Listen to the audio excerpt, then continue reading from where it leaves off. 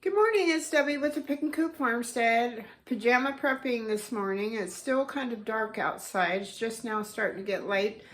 And it's a balmy 31 degrees out there, so we're not playing outside yet. So I thought, why not? I have all of my leftover, let me show you, beans with ham bones that I cooked night before last. It's been in the refrigerator. It looks kind of ugly right now, but I am heating that up. I've got my canner with my water, and I need to put a splash of vinegar in that while I'm thinking about it. That's all you need. A little splash will do ya. So I'm going to have hot product once the beans heat up, so I need a hot canner.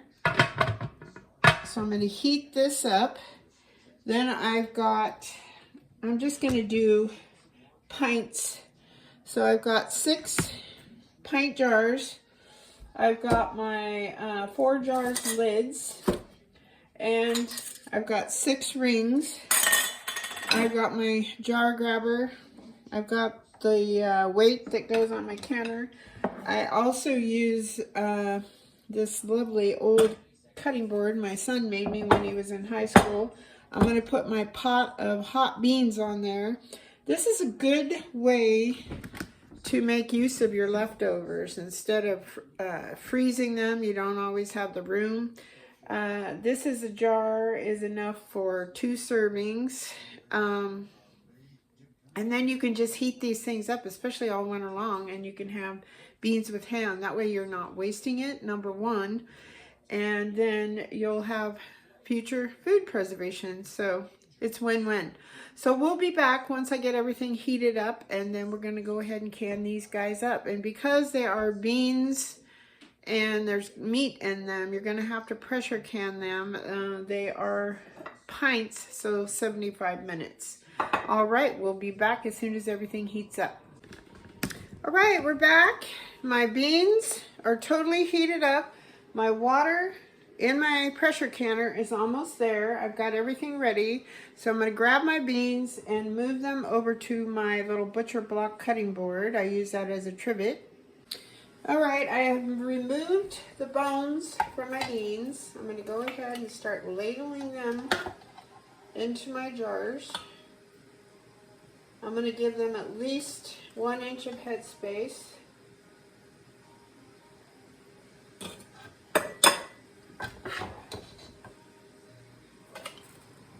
Pretty excited about this. I cooked this many beans on purpose just so I would have enough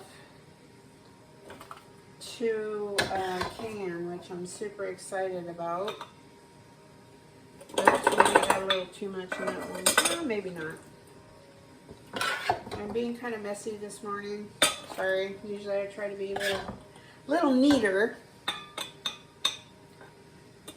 But I'm telling you what, folks, this way you don't waste a dang thing. And beans, I thought that was a bone. It's not. Beans.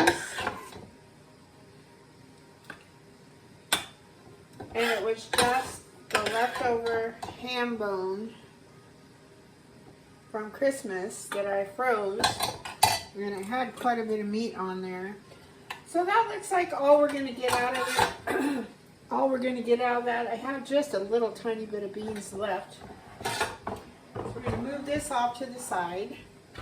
And always, always, don't forget to wipe your rims. Some folks just use warm water. I like to use vinegar. I've never had a seal problem with that. I don't know if it's because I kind of let all my jars kind of dry, maybe. I don't know. They say that the vinegar can eat your rubber seal. Oh, you know what? This jar has a nick in it that I did not catch. So guess what? We're going to change jars. Oh, that's hot.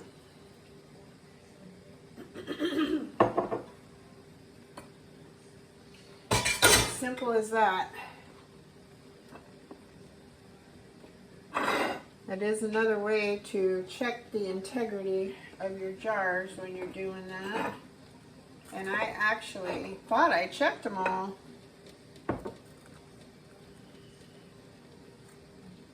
Just one little nick can screw up that seal. Alright, here we go. Now, I'm going to put the jars on, or excuse me, the 4 jar lids. You should heat these up in water to where they're warm. You don't have to boil them. Alright, there we go. Rings go on. Fingertip tight only. Come on, little fella. He's trying to boss me around.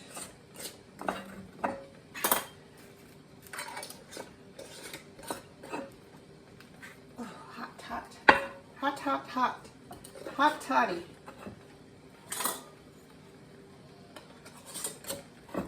Okay, so now we're going to come over to the canner.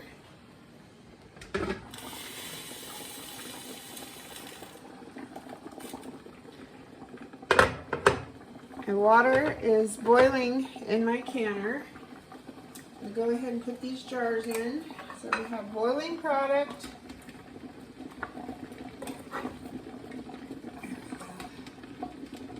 Boiling water. Remember, everything has to be the same. Cold product, cold canner. Alright. So we ended up with 5 pints. That's not bad. We're going to line up our arrows. I have the Presto canner. There's little arrows on the lid and that. Press it closed. Oh, look at that. My buttons are already up on there. There is some steam coming out, but not a lot. So it has to build up the steam. And then later, hopefully, I've got some, what do you call it? Heavy whipping cream, and I want to try to water bath that. They say you can. I don't think it's FDA approved, but it's about to expire, so I don't want to waste it. It's like a quarter of a half gallon. What is that, a pint? I don't know. Color me stupid this morning, but yeah, okay. So that's what I want to do, and I'm just going to use my canner like I did the other day, my pressure canner for a water bath canner. So last time I pressure canned milk, and it turned out okay. I kind of turned it into evaporated milk, which was not what I was after, especially since it was fresh milk. So everybody's saying that if you water bath it, it turns out a lot better. So I thought I might try my heavy whipping cream that way. I was going to make butter, but then I changed my mind. I don't have time for that today, so stay tuned.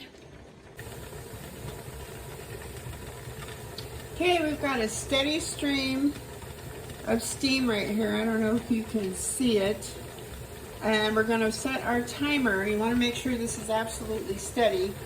Set our timer for 10 minutes. This is called venting. What this is doing is help getting rid of the air and the steam, and it's building up pressure. That's what we need to safely can, like beans and meat, all that kind of stuff. So we'll be back after the 10 minutes. All right, the 10 minutes is up. I'm going to put my weight on top of here. Once this goes, if you've never canned before, once my zero, this is a pressure gauge canner, goes from 0 to about between 13 and 14, then I can start my timing and start gradually turning down my burner. I can usually get down to about medium low on my old school glass top stove. So once we get up to our pressure, then we are going to start the timing. So we'll be back. Alright, my pressure has come up to, it's about 16, a little higher than I want, so I'm going to back off on the heat. Every time I get up to 15, which is nice, as long as I'm within earshot, I know that this starts rocking at 15, so I need to start backing off. Then I'm going to start my timer. Because these are pints, 75 minutes because there's meat and beans in there. And we'll be back after the 75 minutes. So the timer has gone off. It has been 75 minutes. Remember, we're doing pints. If we were doing quarts, it would be 90 minutes. So what you want to do, I have turned off the heat. Some people move their pot off the heat. I used to do that too, but then I had that weird siphoning thing that one day, and it is winter time, so it's cooler in my kitchen.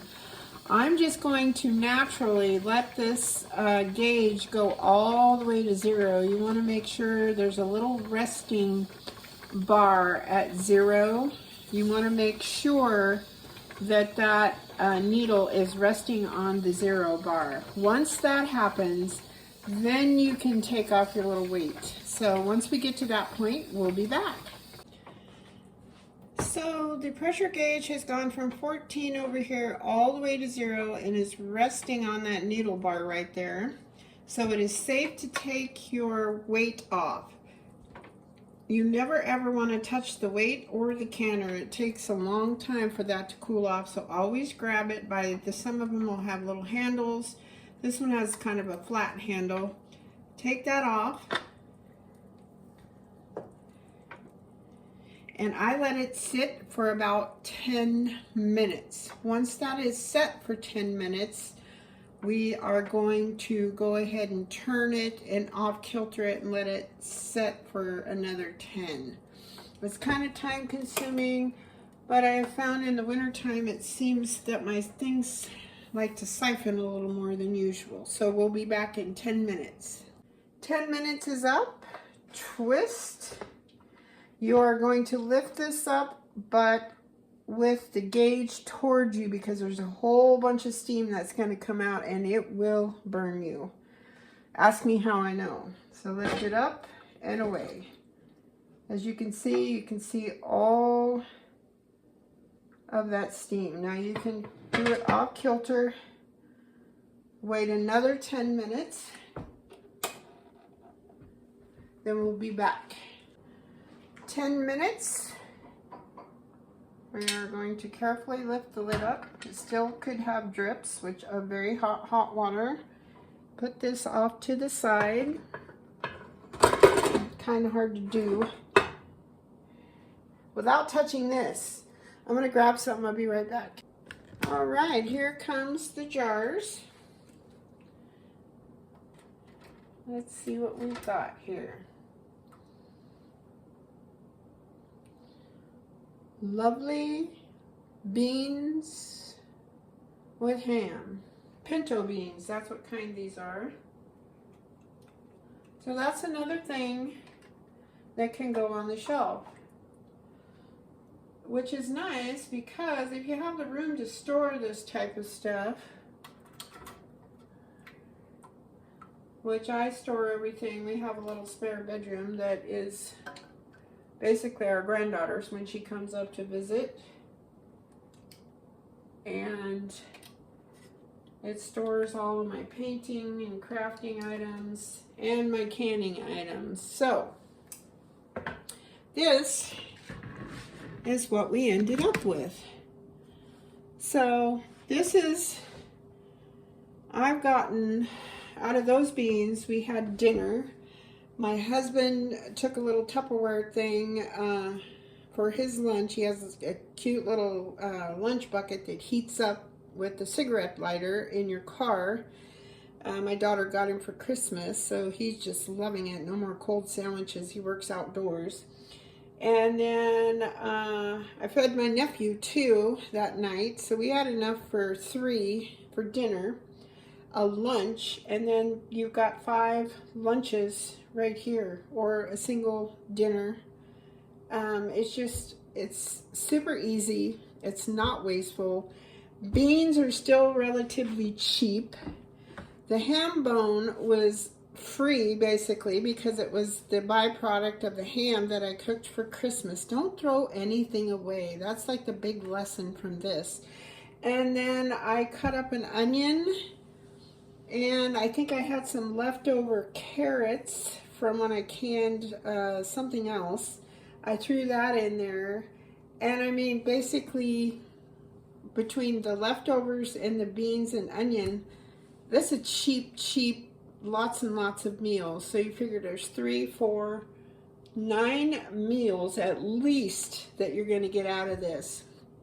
So learn to can. Invest in a canner. If you don't have the money to invest in a pressure canner, which you're kind of spending now because everybody's doing it. Mine was even, I think I paid like $125 for it, and I bought that thing, oh my gosh, 9, maybe 10 years ago. And yeah, so it was still expensive, excuse me, but it has paid for itself over and over and over and over. But you can always water bath, even things with meat. It takes 3 hours. It's not FDA approved, so my kitchen, my rules. You do the research, you find out what's best for you and your family, what you feel comfortable with, and you don't even have to have a water bath canner. You can convert any stock pot. Let me show you my big stock pot. Hold on. This guy, it has a heavy stainless steel bottom. It's stainless steel. You don't want to use aluminum anymore to cook with. It's just not good. And this is an IKEA, and it's got markings on the inside here.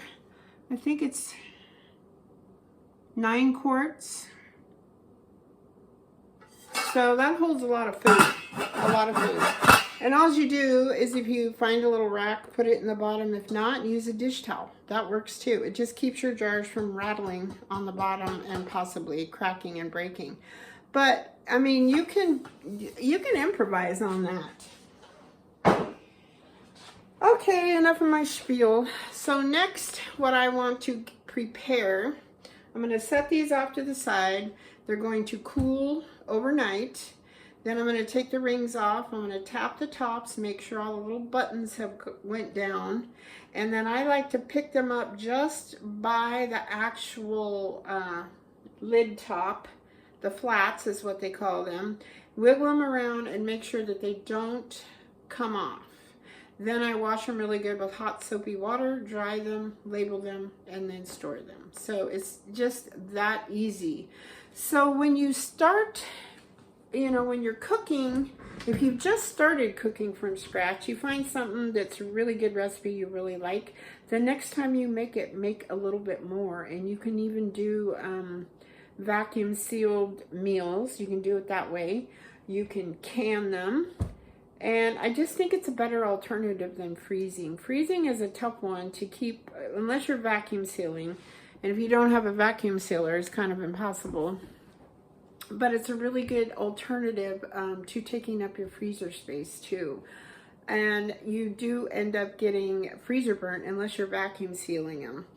And so it's just a really good, thrifty idea. You save money in the long run, and you have stored meals. You know, for our power goes out, I can heat this stuff up on my wood stove. Put it in a little pan, put the lid on, heat it up on the wood stove. Super, super easy. If you have power, heat it up on the stove. You can heat it up in an air fryer. You can just do so many things. And this stuff will be shelf stable. They say 3 to 5 years. This kind of stuff doesn't last very long, and then I'm always rotating things. So you can make a lot of things out of this and cook up some cornbread to go with it like I did. Super good stuff. Anywho, I hope the sun is shining where you are. Thank you so much for watching, subscribing, and commenting, and even sharing my videos. That means a lot to me. Everybody take care. God bless. I'll talk to you later. Bye-bye.